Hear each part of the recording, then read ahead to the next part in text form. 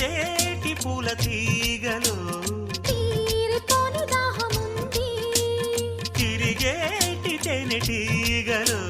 పూలబాల పరిమళాల కబురు పంపింది తేనెటీగ చిలిపి పాట బదులు పలికింది ఎన్నిసార్లు